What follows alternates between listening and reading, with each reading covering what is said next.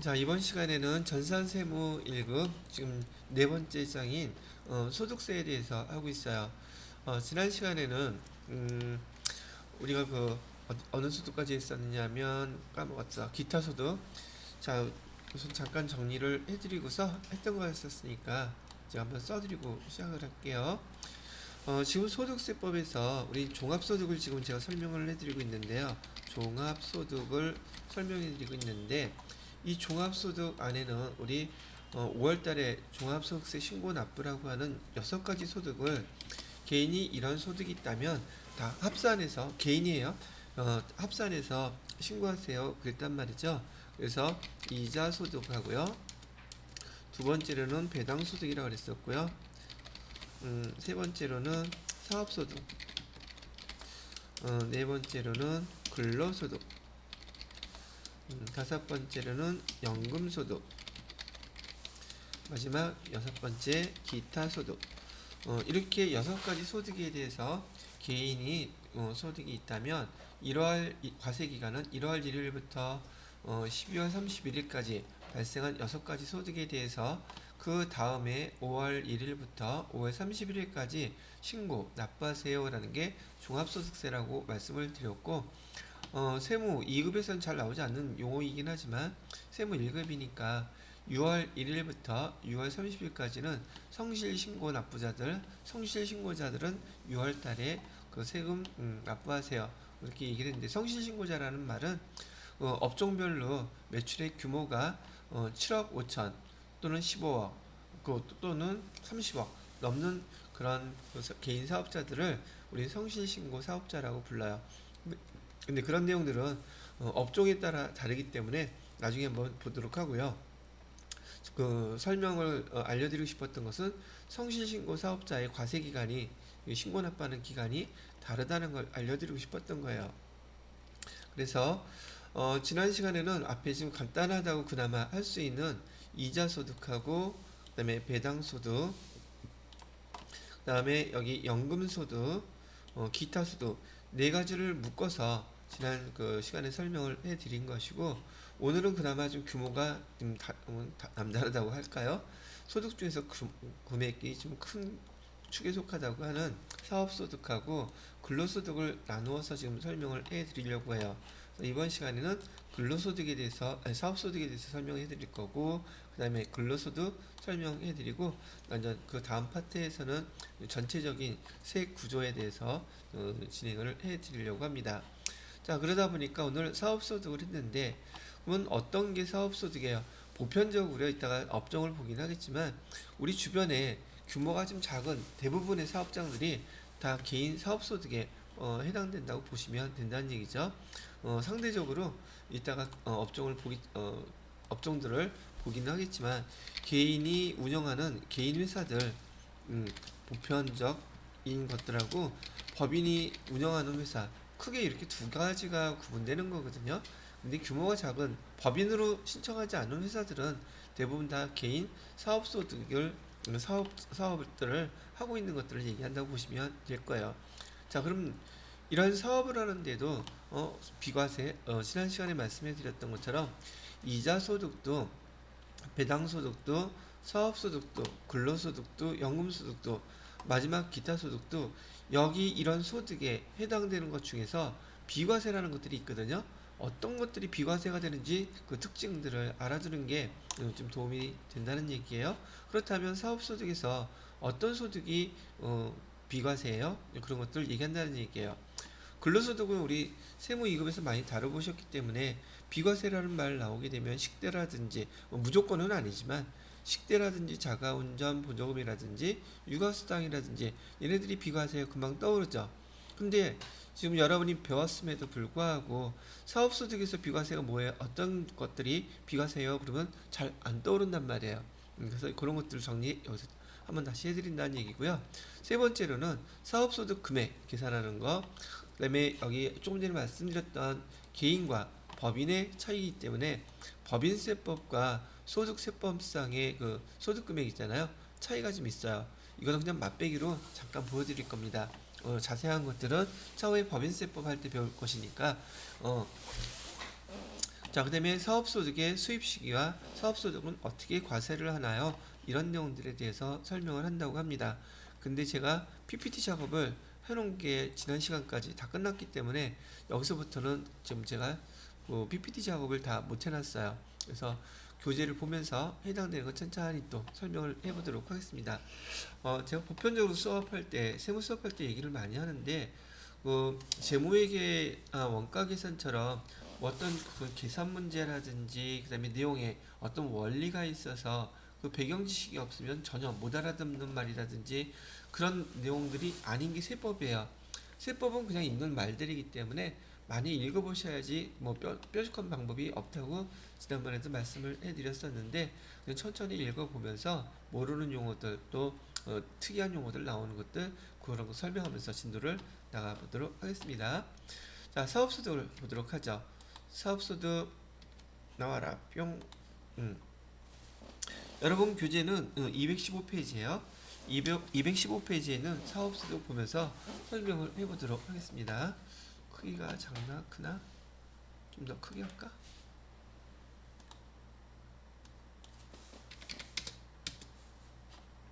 이 정도면 되겠지?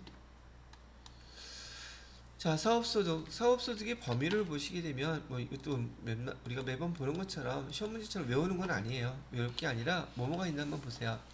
사업소득이란 이라고 되어 있는데, 농업에 관련돼서는, 작물, 재배업, 곡물, 그 다음에 기타, 작물, 재배업, 재배, 임업, 어업, 광업, 그 다음에 전기, 가스, 증기, 그 다음에 뭐 하수, 폐기물 처리, 원료, 재생, 환경보건, 건설업, 도매업, 자, 우리가 제일 많이 보는 것들만 한번 볼게요. 음, 엄청나게 우리 주변에 많이 있는 것들이죠.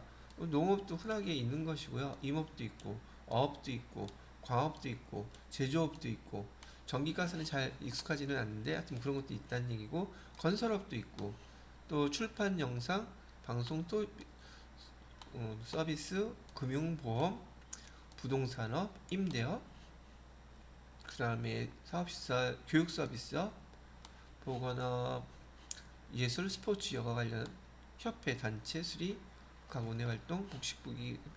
자, 봐요. 지금 우리 주변에 있는 대부분의 사업들이 다 사업 이런데 이렇게 사업을 하고 이거 근데 법인이 하는 게 아니라 지금 누굴 얘기하고 있어요? 개인이 이런 사업을 할 때 이런 걸 우린 사업소득이라고 부릅니다. 이렇게 얘기를 하고 있는 거예요. 위에 열거된 소득과 유사한 소득이라고 되어 있죠. 사업소득 중에서 유사한 소득으로서 영리를 목적으로 자기 계산과 책임하에 계속 반복적 이거 사업자의 요건이란 말이죠. 자기 계산하에 자기 또 책임하에 계속 반복적으로 행하는 활동을 통해서 얻는 소득을 우린 사업소득이라고 한다고 포괄적으로 규정하고 있다고 하네요. 그다음에 사업용 유용 고정자산, 차량 운반구, 그다음에 공구 비품, 선박 항공기 등 이런 유사한 유용 고정자산 등의 감가상각 자산 뭐 이런 것들을 사업소득이라고 얘기를 하고 있다고 하네요. 자, 그러면 이건 특별한 건 아니고요. 개인이 운영하는 주변의 대부분의 회사들이 우리 뭐라고 부르겠다? 사업소득이라고 부른다는 걸 여기서 얘기하고 있다는 것입니다. 자, 그 다음에 여기 체크 포인트. 그래서 부동산 임대업. 은근 부동산 임대업이 개인 사업자들이 엄청 많아요. 이번에 그래서 부동산 3법 때문에 작년에 재작년에 난리가 났었는데, 여하튼 뭐 그렇다 치고, 부동산 임대업에서의 소득이란 어떤 건가 봤더니, 기본적으로 부동산이라는 거 빌려주면 되는 거잖아요. 저기 부동산 건물을 또는 저기 건물의 일부를 갖다가 빌려주고선 돈을 받는다면 그거 부동산 임대소득이라고 해요. 그 다음에 우리 차 타고 지나다니다 보면 옥상에 광고 같은 거 많이 떠있죠. 그 자기 건물에 공짜로 거기 하라고 내밀어줄까? 돈 받아야 될까? 그 수익 커요. 하여튼 그래서 건물 옥상 등의 광고 사용하게 만들게 하고 또 어디 있느냐면 그 스마트폰에 그 기지국 있죠. 기지국이라는 게 별게 아니라 그 여기 그 안테나 같이 설치해 놓고 거기다가 뼈cr게 뭐 붙여놨잖아요. 그것도 다 돈 받는 것들이란 얘기예요. 이런 것도 부동산 임대업에 해당되는 것들을 얘기하고 있습니다. 그 다음에 지난 시간에 설명했던 지상권하고 지역권 대여. 근데 이거는 저기 조금 전에 얘기했던 사업소득이 아니라 얘는 뭐라고 본다? 기타 소득이라고 본다. 음, 이거 지상권 지역권은 무조건 기타 소득이에요. 다만 공공 목적으로 하게 되면 60%를 필요 경비로 인정받는 것을 의미하는 것이지 지상권 지역권 자체는 다 기타 소득이기는 매한가지 똑같아요.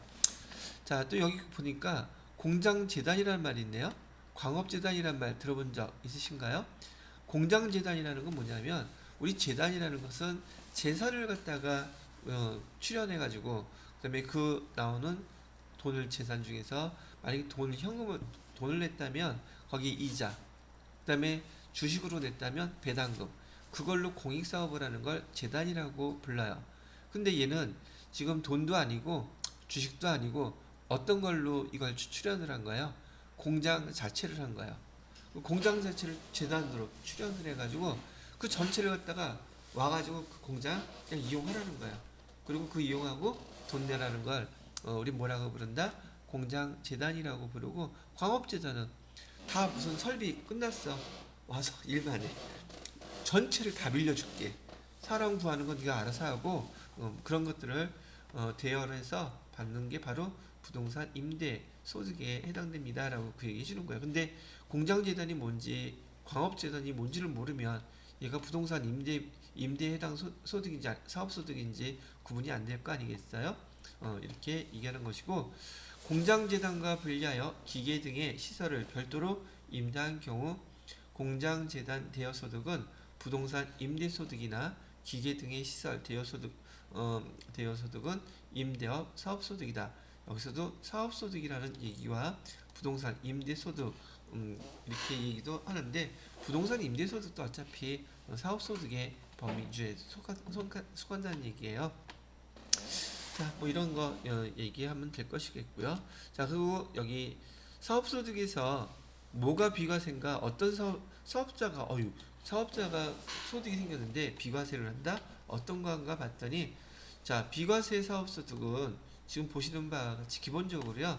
농어민에 관련된 것들이 대부분이에요. 즉 1차 산업과 관련된 것들. 그러면 거기도 사업자들이 농업과 업 했더라도 그 사람들은 사업자 등록증 내면 사업소득이잖아요. 그런데 다음과 같은 그런 소득들은 비과세 해주겠다고 얘기를 하는데 왜 그런가 봤더니 우선 이거 자세하게 읽기 전에 농민이라든지 어민들은 그 비수기, 겨울철 이럴 때는 수입이 없잖아요. 농사를 못 지으니까. 근데 뭐 거기 주변에서 그 뭐 어촌이라든지 농촌에서 민박하는 경우 있잖아요. 민박하는 거 그거 저기 사업자이긴 한데 비과세 하겠대요. 또 여기서 나오는 고공품이라는 말 있죠. 고공품이라면 우선 여기서 뭐 전주에서 뭐가 아니, 여기서는 뭐가 유명한지 잘 모르니까 담양에 보면 그 대나무 유명하잖아요. 그 대나무로 만든 많은 제품들이 있어. 즉 고공품이라는 것은 그 지역의 특산물을 만들어 가지고 판매하는 거. 그런 건 사업소득이긴 한데 얘 비과세로 해주겠대요. 그래서 이런 걸 갖다 우리는 뭐라고 부르냐면 농가 부업 사업이라고 소득이라고 불러요. 근데 연 얼마래요? 3천만 원. 아 근데 그 짧은 시간에 3천만 원 벌기가 쉽지가 않단 말이죠. 그래서 3천만 원 이하의 이런 부업 소득들은 특산품으로 만드는 것들은 민박하는 것들은 전통차 제조하는 것들은 그다음에 각 지역마다 술이 있어요. 전통주 뭐 그런 거 만들어 파는 것도 걔 대량 생산해서 만드는 것들이 아니라 보편적으로는 다 저기 뭐죠? 조금 소규모로 만들어서 파는 것들이 대부분이라서 이런 거 사업소득인데 비과세 해주겠다고 얘기하는 거예요. 자 여기 전통주 제조 나와있죠? 이런 거 금액 처리 뭐 금액까지 다 기억할 건 없는데 이런 거 팔아서 대량으로 팔 수가 없기 때문에 이익이 이렇게 많이 날 수가 없는 구조로 돼 있어요. 자, 그다음에 이번에 임업에서요. 임업에서는 조림기간 5년 이상이에요. 조림기간이라는 얘기는 그 나무를 심어서 5년 이상 키운 다음에 걔를 벌채해 가지고서 판매를 하게 되면 보통 이걸 잡목이라고도 부르고 땔감으로도 많이 사용하고 5년 이상 키워가지고 등등한 그 소득이 발생하게 되면 벌채에서 소득이 발생하게 되면 얘도 비과세라고 얘기하는 거예요.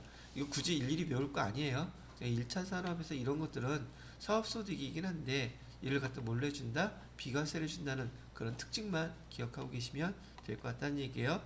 그다음에 여기 보시게 되면 논밭을 작물 생산에게 작물 생산에 이용하게 함으로써 발생하는 소득 논밭. 그다음에 요거는 좀 특이하죠. 주택에 관련된 거니까 1주택자 소유 주택 임대 소득 있죠. 주택 임대 소득도 주택 임대 소득 사업자 등록증이 다 있어요. 참 여러분이 구분을 잘 못하시는 게 있던데.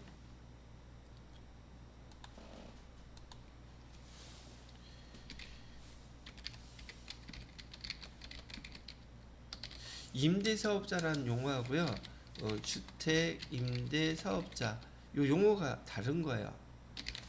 그래서 여기 주택 임대사업자는요 면세사업자예요. 그다음에 임대사업자는 과세사업자고요.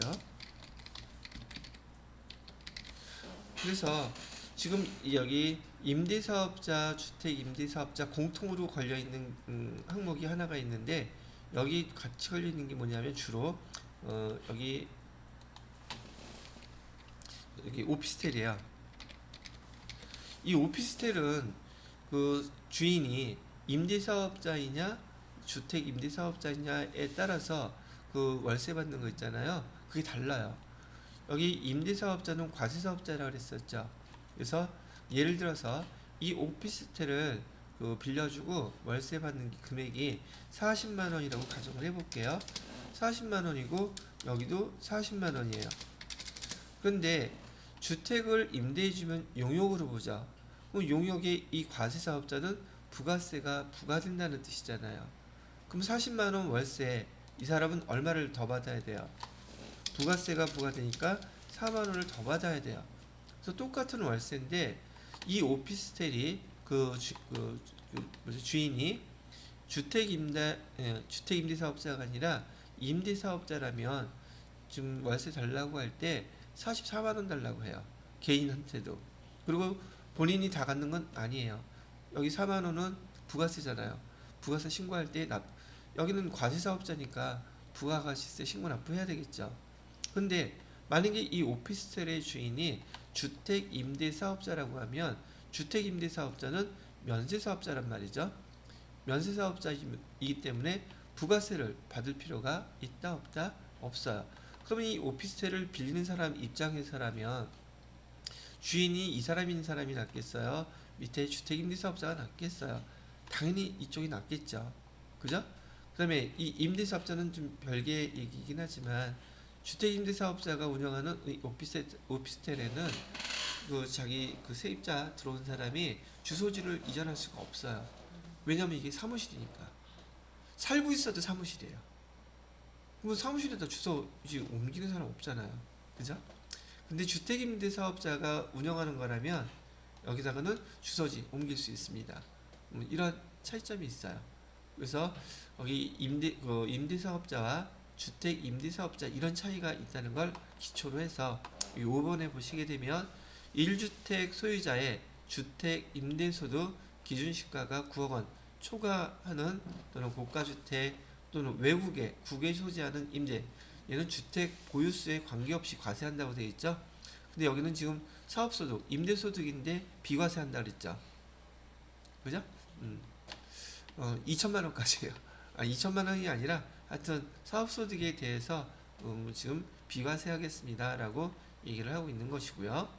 자, 그 다음에 6번에 보시게 되면 작물 재배업에서 발생하는 수입 10억 원을 초과하는 것은 과세하는 것이겠지만 10억 원 이하는 작물 재배업일 때 여기는 비과세 소득을 해주겠습니다 라는 거고, 농업에서 해주는 것처럼 어업에서도 연근의 어업, 그다음에 내수면 어업에서 발생한 5천만 원 이하의 어업 소득은 비과세 해줄게요 라고 하는 거.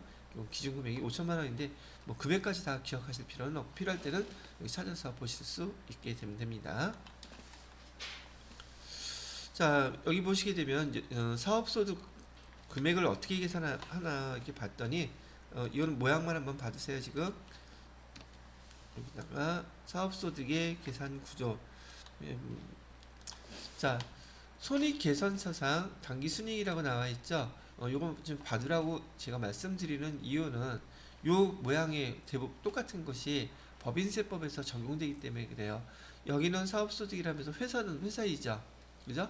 법인세법에서도 법인도 똑같이 회사이기 때문에 회사는 대부분 재무제표를 만들잖아요. 어떤 규모가 이상 넘어가게 되면. 그래서 여기 사업소득 계산할 때 일단은 재무제표에서 결산한 손익계산서의 당기순이익부터 계산을 해요. 그리고 이 당기순이익에다가 뭘 더해주느냐면 총 수익금액 산입, 그다음에 필요경비 불산입 이런 말을 써요. 이거는 공식은 지금 몰라도 돼요. 이거 말 뜻이 뭔지만 아시면 되는 거죠. 자, 총 수익금액에 산입이라고 되어 있는데 이 총 수익금액은 여기서 총 수익금액 이는 우리 재무회계에서 따지면 수익이라는 뜻이에요. 뭐라고요? 수익. 그 다음에 여기 옆에 필요경비 불산입이라고 되어 있죠.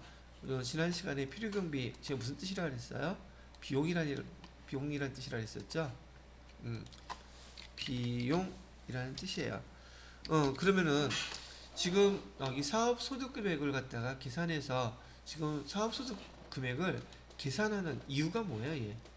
얘를 왜 계산하는 거예요? 여기다가 세율을 적용하려고 세금 내게 하려고 그런 거예요. 우리도 연말정산할 때 소득금액 과세표준 다 계산했잖아요. 거기다가 세율 곱해서 세금 납부하라고. 그러면 사업소득도 마찬가지 뜻이라는 얘기예요. 사업소득을 계산하는 이유는 세금을 계산하기 위해서야. 납부세금.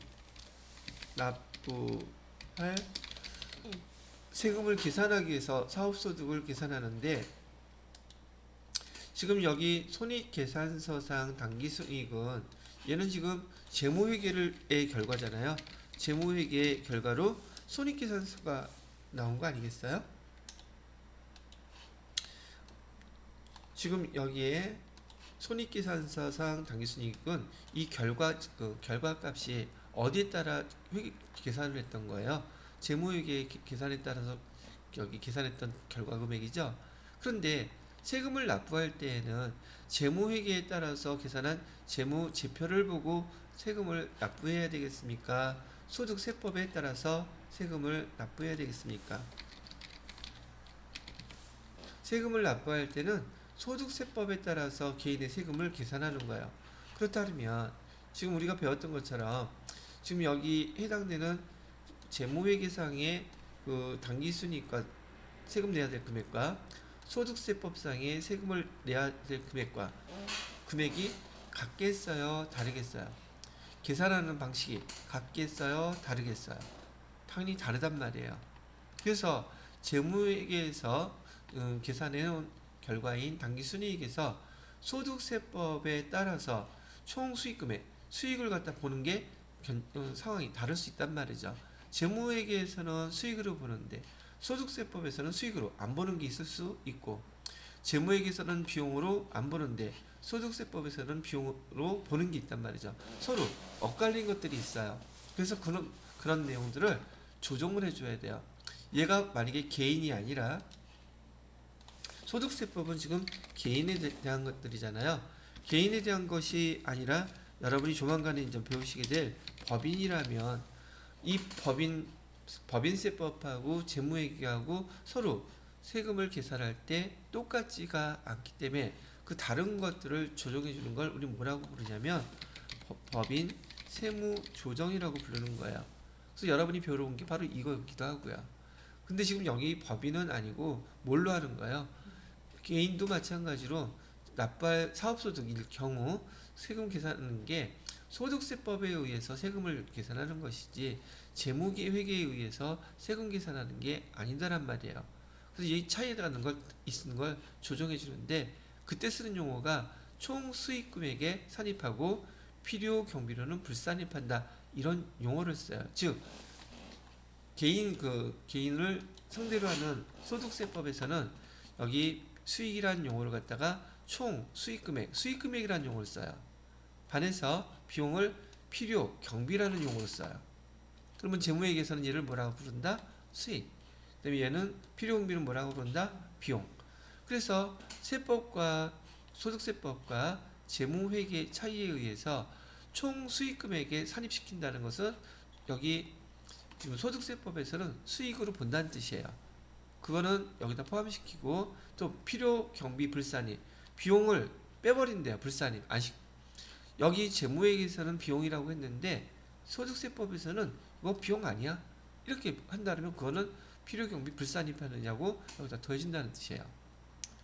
용어가 좀 길어서 그렇지 좀 뒤쪽에 정리해서 깔끔하게 다시 한번 해드릴게요. 또 반대로 총 수익 금액이 산입이라고 되어 있는데 밑에 빼는 거 차감 계정은 뭘로 되어 있느냐면 차감되는 거는 여기 총 수익 금액 불산입으로 되어 있죠. 이번엔 필요 경비 이번에는 산입으로 되어 있어요.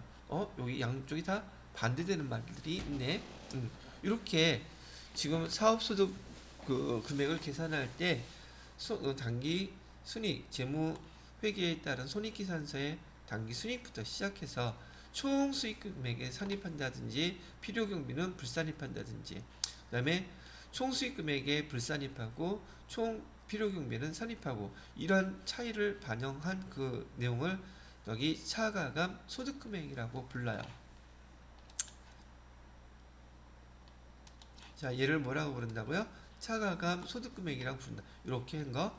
그런 다음에 차가감 소득 금액이 나오면 기부금 한도액 초과했던 거는 더해주고 기부금 한도 초과 2월에 필요 경비는 다시 빼주고 그래서 이제 사업소득 금액이 계산되면 여기부터 각 공제할 것들 등등 해서 사업소득 금액을 계산한다는 얘기예요. 자, 요거 잠깐 지울게요. 지우고 요 내용만 보면 되게 복잡하게 돼 있죠. 그리고 또 이런 내용도 처음 들어봐. 그래서 얘를 설명하고 얘는 지금 그것만 일단 구분을 해 놓으시면 좋겠는데 뭘 구분해 놓으시냐면 사업소득 금액 계산할 때 손익계산서상 단기 순이익부터 시작한다는 거. 법인세법도 똑같아요. 법인 그 세무조정할 때도 손익계산서상 단기 순이익에서 시작을 하는데 소득세법에서는 재무회계에서 얘기하는 수익을 뭐라고 부른다? 수익 금액이라고 부른다. 오케이? 비용을 뭐라고 부른다? 필요 경비라고 부른다. 요것만 구분 먼저 해놓으세요. 자, 그래서 얘는 소득세법 다 똑같은 말인데 부르는 명칭이 다를 수밖에 없는 이유는 그래야지 헷갈리지 않지. 소득세법에서는 여기다 표시를 해놓고 한번 얘는 재무회계에서는 그래서 법인세법 할 때 이 용어 처음 먼저 가르쳐주는 게 설명하고 들어가는 게 되게 필요해요. 그래서 제가 지금 이론할 때는 이게 맛배기라고 법인세법 맛배기라고 얘기하는 거예요. 여기서는 이를 뭐라고 부르냐? 수익이라고 부르고요. 얘는 비용이라고 불러요. 자, 그러면 미리 또 들을 얘기니까 법인세법에서는 뭐라고 부를까? 법인세법에서는 여기 수익, 재무회계에서는 수익이라고 부르고 소득세법에서는 저기 수익금액이라고 부르고 법인세법에서는 이를 입금이라고 불러요. 그 다음에 비용은 송금이라고 불러요. 부르는 용어들이 지금 달라지고 있죠. 그래서 요거를 구분할 수 있으셔야 돼요. 근데 의미는 뭐예요? 의미는 이거 똑같은 거예요. 근데 얘네 재무회계는 워낙에 많이 들어봤고 익숙하기 때문에 금방 여러분이 알게 되게 인식하지만 소득세법에서 이런 거 부르는 거 익숙하지 않잖아요. 하다못해 법인세법에서는 얘 더더군다나 익숙하지 않죠. 그래서 지금 여기 쓰는 내용들을 갖다가 용어들을 이렇게 구분해 놓을 필요가 있더랍니다. 자, 일단 여기서 총수익금액 뭐 등등이 있는데 지금 여기서 설명해봤자 여기서 설명하는 것보다는 법인세법에서 설명해서 그걸 이해하는 게 어차피 지속성이라든지 또 빈도수라든지 왜냐면 우리 주변에 대부분 회사들이 다 법인이 많단 말이죠. 그래서 그거 계산하는 걸 나중에 설명을 해드리도록 하겠습니다. 여기 사업소득에서는 전반적인 것만 보고 한번 쭉 넘어갈 거예요. 자, 그런 뜻이라는 거 한번 알려드렸고요. 자, 요것도 한번 읽어보고 갈게요. 사업소득 금액 계산은 소득세법상 아래의 방법으로 규정되어 있으나 봐봐요. 법인과 동일하게 손익계산서상 당기순이익을 기초로 하여 세무조정 해야 된다 그랬죠. 이 세무조정의 말뜻은 재무회계와 소득세법과의 차이가 있다는 얘기예요.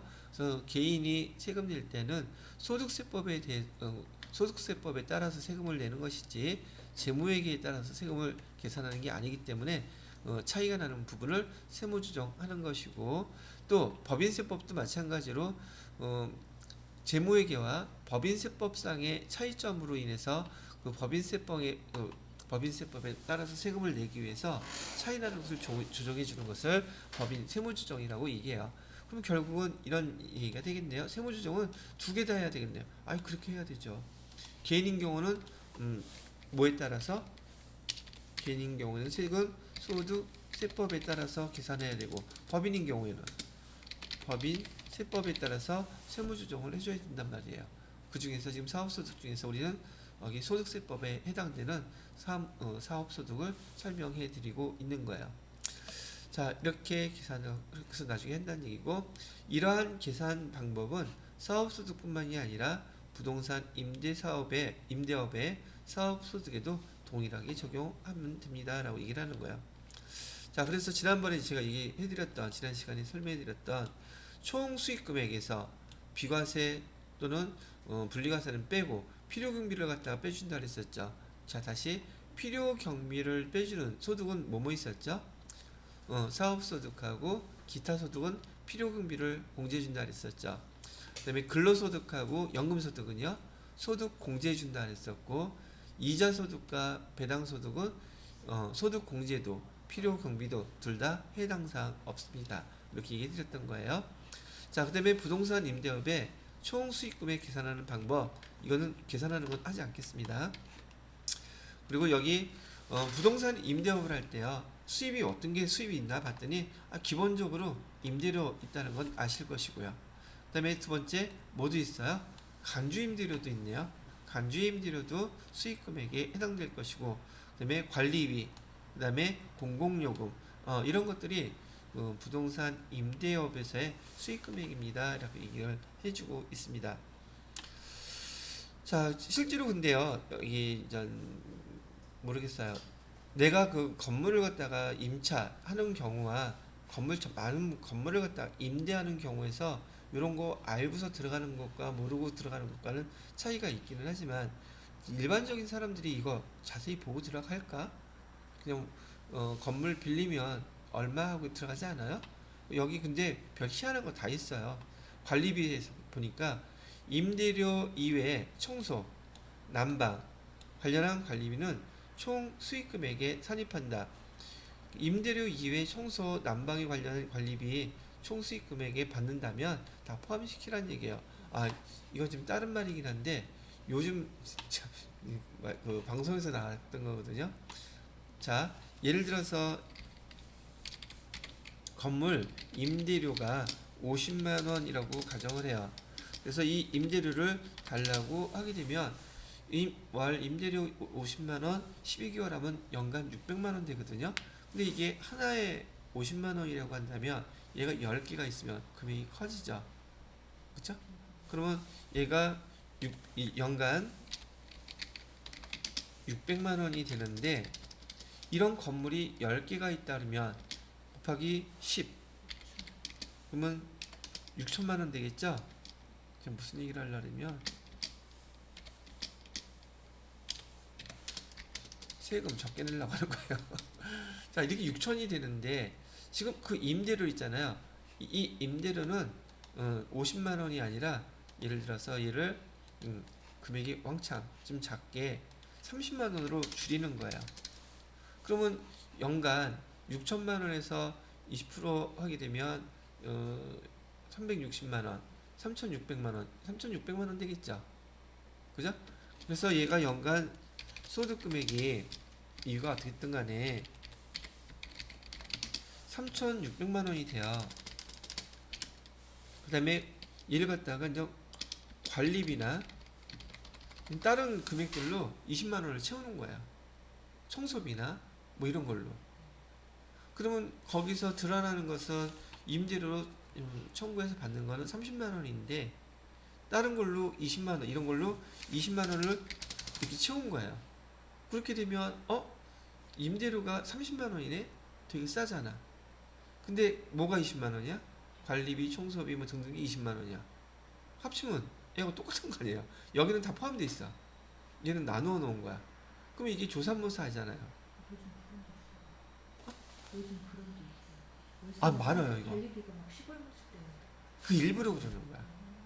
그 저기 드러나는 그 과세, 그 소득을 갖다 피하기 위해서, 그다음에 상대방한테는 싸게 보이게 하기 위해서 호객을 끌어들일 수는 있잖아요. 그래서 지금 보는 거예요. 이거 지금 많이 기승을 부리고 있다고 하더라고요. 그 빌라왕 죽은 지도 뭐 얼마 안 됐긴 했지만, 자 봐요. 여기도 니은에 청소, 난방 등의 사업이 부동산 임대업과 객관적으로 구분되면 얘는 뭘로 보겠대요? 사업소득으로 보겠다. 이렇게 얘기를 하고 있죠. 그 다음에 공공요금 총수익금액 불산입, 공공요금 납부액을 초과하는 금액은 총수익금액이 산입하라는데, 이건 어떤 경우냐면 지금 건물 하나에 전기 그 계량기, 수도 계량기 하나밖에 없어. 그리고 n분의 1에서 받았는데 내가 더 받을 수도 있잖아요. 그럼 넘어가는 건 사실 뭐다? 총수익금액에 산입해야 되는데 그럴까? 지금 요것도 가만히 생각해 보면 여기에서도 맹점이 있어가지고, 내가 이 사람은 이게 사업소득이잖아요. 사업소득에서 이런 것들을 별도의 비용으로 빼주거나 관리한다 그러면 비용으로도 인정받을 수 있고 소득금액은 줄어들고 세제 효력은 더 많이 볼 수 있는 상황도 충분히 벌어지더라는 얘기죠. 사람들이 이렇게 요즘 편법을 쓴대요. 임대사업자들이. 들어보신 거 아마 그런 걸 거야 아마. 그래서 사람들이 관리비가 막 16만 원씩. 그러니까 짜증나. 아, 그것도 있지 않나? 그 저기 요즘 한동안, 요즘은 좀 앞으로 떨어질 것 같기는 한데, 그 전세금이 막 올라가니까 전세금 플러스 월세 해가지고 그거를 갖다가 저기 월세로 받게 되면 소득이 되잖아요. 그러니까 그 관리비로 받는 거야. 그럼 소득이 그 안 들어가니까 뭐 이런 식으로 편법을 한다는 얘기가 많이 있더라고요. 그래서 은근 우리 주변에는 말이에요, 부동산 주인들이 참 많아. 나는 왜 없을까? 자, 그다음에 여기 4번은요 비교만 해서 한번 볼 거예요. 조금 전에 설명 간단하게 중요한 것만 해드렸었는데, 소득세법에서의 사업소득과 그다음에 법인세법에서의 소득, 여기 입금 산입이란 말 나오죠? 입금이 무슨 뜻인지 이제 알아들었죠? 어디서는 법인세법에서는 입금 송금이라고 하고, 소득세법에서는 뭐라고 한다? 수익금액, 필요경비 이렇게 부르는 거예요. 겹치는 것들이 되게 많이 있습니다. 그래서 법인세법하고 소득세법을 비교하라고 여기 쭉 계정별로 나와 있거든요. 지금 비교한다고 와닿을까? 와닿지 않을까? 전혀 와닿지 않습니다. 그래서 이거는 지금 하지 않고요. 법인세법 배우고 나서 나중에 한번 쭉 보시게 되면 그 다음에 이해가 될 것이고, 지금 여기에 나와 있는 구분 있잖아요. 유가증권의 처분손익이라든지 무형자산의 처분손익, 자산 수중이익이나 채무 면제이익, 그다음에 지급이자 부인 순서, 그다음에 접대비, 대표자의 인건비와 퇴직금, 대손충당금 설정 대상 채권, 가지급금 인정이자, 기부금 한도, 업무용 수용차 되게 많죠. 근데 얘가 얘보다 조금 더 디테일하게 몇 개 더 법인세법에 자세히 다 나와요. 순서대로 다 설명할 거예요. 근데 여기서 또 해요? 여기서 하고 여기 교재에서 많이 나와 있지도 않아요. 그래서 이런 법인세법과 소득세법의 소득금액에 대해서는 우리 법인세법에서 설명하기로 하겠습니다. 자, 됐고요. 요거는 근데 사업소득의 수입시기와 과세방법이라고 되어 있는데, 사업소득의 수입시기는 여기 특이한 용어가 나와요. 권리, 의무, 확정주의라고 되어 있죠. 세금을 계산하는 데 있잖아요. 세금을 계산하는데 권리, 의무, 확정주의로 세금을 부과하겠다는 뜻이에요. 이것도 법인세법에서 배울 거긴 한데 대표적인 예를 딱 하나만 해봐 드릴게요. 어떤 게 있었냐면은 권리, 의무, 확정주의라는 게 이런 걸로 하나 예를 들어볼 거죠. 여기 대표가 기부금이라는 걸 냈어요. 기부금을 내게 되면 얘는 비용 처리가 되겠죠. 그래서 이 기부금은 법인세법이나 소득세법에서 얘기하면 이를 송금이라고 하든지 이건 법인세법이니까 여기 소득세법에서 따지게 되면 개인 사업자였을 때 이런 필요 경비라고 이렇게 부를 거예요. 그럼 이 필요 경비가 비용으로서 인정을 받게 되면 세금은 적게 내게 돼 있죠. 왜냐면 비용이니까. 근데 만약에 얘가 올해 게 아니라면 세금을 더 많이 내게 되겠죠. 근데 이 상황에서 이 사업자가 기부를 했어요. 기부를 했는데 며칠 날짜로 따를까요? 12월 10일 날짜로 얼마짜리를 했냐면 1억짜리 기부를 했어요. 근데 1억 기부하면서 얘를 갖다가 약속 어음으로 했단 말이죠. 이거 충분히 가능하니까. 근데 이 날짜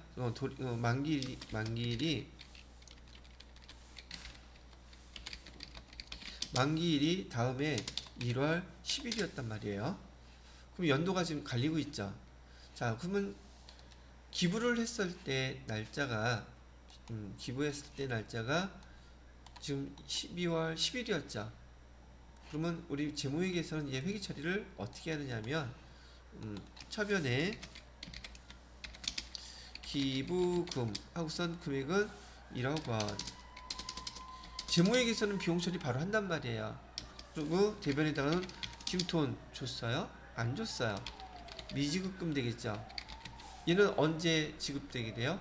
약속금의 만기일이 1월 10일 다음해이기 때문에 다음해까지는 돈을 아직 지급을 안 하고 있을 거란 말이죠.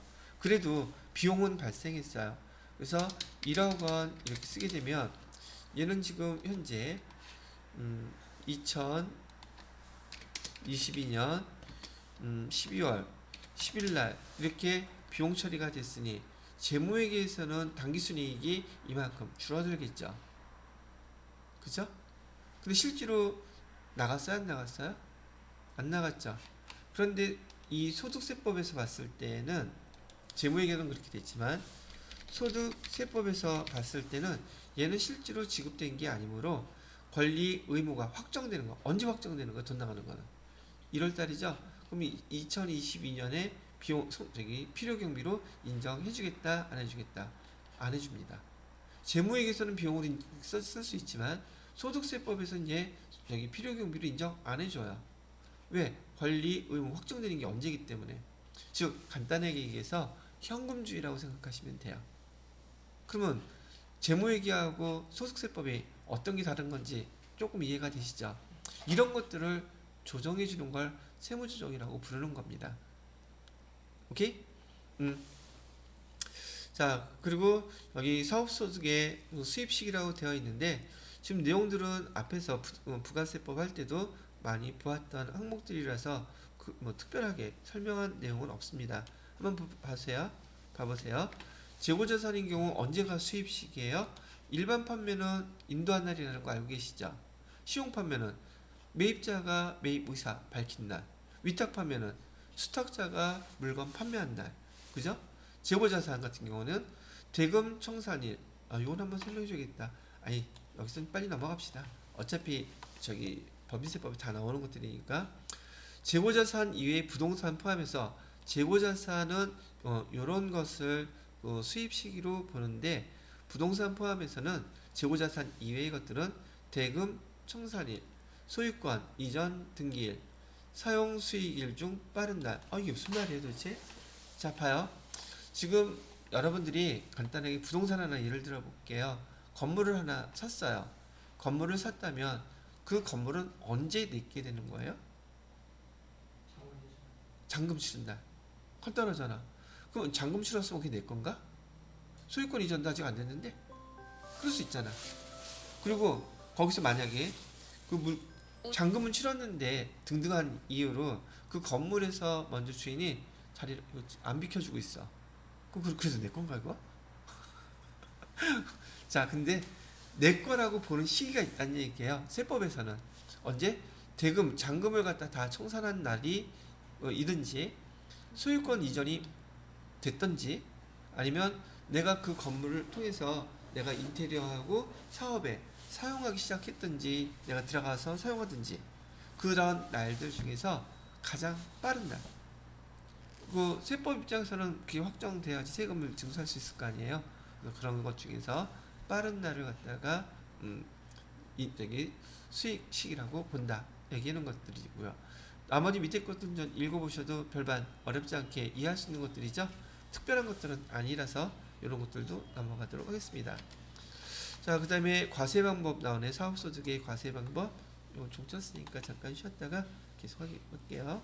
자, 그러면 사업소득에서 여러분이 많이 봤던 거, 사업소득자, 개인 사업소득자들은 인적 용역은 원천 징수 세율 3%인 거 알고 계시죠? 근데 이거는 부가가치세 면세 대상이라고 얘기하는 것은 의료 또는 여기 교육과 관련된 것들은 뭐 저 같은 사람이죠. 제가 만약에 이 학원하고 계약을 하는데 근로자로 계약을 하는 게 아니라 개인 사업자로 등록을 했다면 여기 저한테 학원에서 강사료를 줄 때 원천징수 몇 퍼센트만 해야 돼요? 3%. 그다음에 지방소득세 0.3%에서 3.3% 이렇게 원천징수하고 그다음에 돈을 줘야겠죠? 개인 사업자인 경우. 근데 근로소득자로 하게 된다면 당연히 근로소득자인 경우에는 그냥 근로소득으로 처리가 될 테니 여기 사업소득하고는 관계가 없죠. 근데 또 지금 제 상황이 그래. 지금 저쪽 한옥마을에서 그 강의하는 것은 근로소득이에요. 여기서 하는 거는 기관이 다르잖아요. 여기서는 사업소득이에요. 그럼 전 소득이 벌써 두 개가 생기고 있는 거네. 그죠? 하나는 뭐 근로소득, 또 하나는 여기 사업소득 이렇게 있죠. 이렇게 생기게 됐다는 얘기고요. 부동산 있어? 부동산 있으면 부동산 임대소득. 나 이자도 받아? 무려 39원 받았어. 그건 2천만 원 미만은 분리과세죠. 그런 거. 자, 그리고 여기서 음식 숙박 용역이라고 되어 있죠. 공급가액의 20%를 초과하는 구분기재한 봉사료는 몇 퍼센트? 5% 원천징수한다 라고 되어 있죠.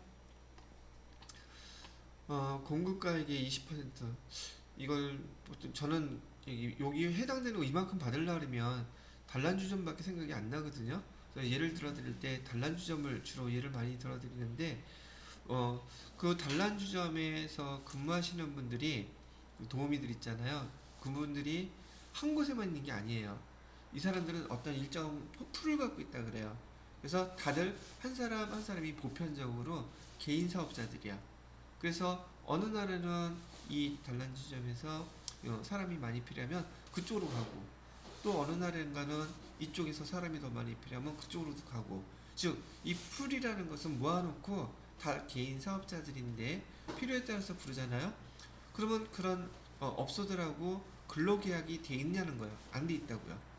그리고 따로따로 하는데 거기서 뭐 등록주류대로 나온 금액에 몇 퍼센트를 초과하면 20% 초과하게 되면 그 봉사료 구분기지에서 봉사료가 얼마라고 했다면 이 봉사료는 누구한테 줘야 되는 거예요? 도우미들한테 줘야 된단 말이에요. 그럼 그 사업자들이 그 돈 줄 때 원천징수 몇 퍼센트 해야 된다는 뜻이에요? 5.5% 해야지 돼요. 그죠? 많이 봤던 것들인데 해당되는 거 이렇게 원천징수 하라고 알려드리는 겁니다. 자, 이번엔 종합과세. 사업소득 중에서 총 수익금액이 2천만 원, 이 아까 그 주택임대 소득 있었잖아요. 총 소득 수익금액이 2천만 원 이하의 주택임대소득, 주택임대소득 이 사람은 뭐라고 그랬었어요? 주택임대소득자는 면세사업자라고 그랬었죠. 선택적으로 분리과세 대상으로 원천징수세율 몇 퍼센트 징수한다? 14%. 그러면 지방소득세 1.4%니까 은행 이자율하고 은행 그 원천징수율하고 똑같네요. 그죠? 15.4% 과세를 하거나 다른 소득과 합산하여 종합과세를 적용할 수 있다. 좀 여기 주택 임대소득에 대해서는 내가 만약에 작년에 제가 이렇게 했어요. 작년에 근로소득이 기존에 있는데 주택 임대소득은 연간 2천만 원 이하야. 그러면 분리과세 해가지고 주택 임대소득에 대한 거 원천징수 세율 15.4%를 납부할 것인지, 아니면 근로소득하고 합산해가지고 종합소득으로 세금을 낼 것인지 계산해봤더니 한 얼마가 차이 나더라고요. 그래서 합산을 했어. 그랬더니 하여튼 세금을 적게 내야 되잖아. 근데 저 같은 경우는 제가 다 직접 하니까 두 가지 방법으로 계산해보고 금액을 비교해보는 거예요. 그래서 이게 낫겠구나. 재작년에는 따로따로 했는데 작년에는 이렇게 했고 올해는 또 나와봐야겠죠. 지금 한참 연말정산 시기이기 때문에 하여튼 이렇게 할 수 있다는 거 설명을 해드리는 것이고요. 그 밖의 사업소득은 원천징수 여부와 상관없이 분리가 간단하게 이렇게 생각하세요. 사업소득에는 분리과세 아예 없어요. 다시 지난번에 설명해드렸던 것 중에서 이거 한번 또 지난 시간에 했던 거 이어서 복습할 겸 정리해드릴게요. 아까 이자소득 얘기했었죠. 이자소득, 그 다음에 배당소득, 여기에 해당되는 분리과세는 뭐예요? 분리과세는 연간 2천만원 미만이면 얘네들은 다 분리과세가 우선은 원천징수하고 그걸로 땡 끝나죠. 그 다음에 사업소득에서는 분리과세가 있다 없다, 원칙적으로 분리과세 없는 것으로 생각하세요. 다만 뭐만 분리과세를 허용한다, 선택한다 숫자 있잖아요. 바로 요거 주택 임대소득, 요거만 분리과세 할 수 있다. 그다음에 원천징수세율은 몇 퍼센트로 원천징수 분리과세 한다? 14%로 한다. 아니면 선택에 의해서 다른 소득과 합산해서 종합과세 적용할 수 있다. 저는 근로소득과 한 거고, 부동산 이렇게 임대하시는 분들 중에서 연금소득 없으리란 법 없잖아요. 연금소득이 있는 분들은 그거하고 합산해서 할 수도 있다. 이런 얘기가 되겠죠. 자, 그다음에 사업소득은 기본적으로 분리과세가 없다 이렇게 생각을 하시면 되겠고요. 그 다음에 사업소득 밑에 제가 지난 시간에 설명해드리면서 이 소득 순서들을 꼭 기억하시는 게 좋다 그랬잖아요.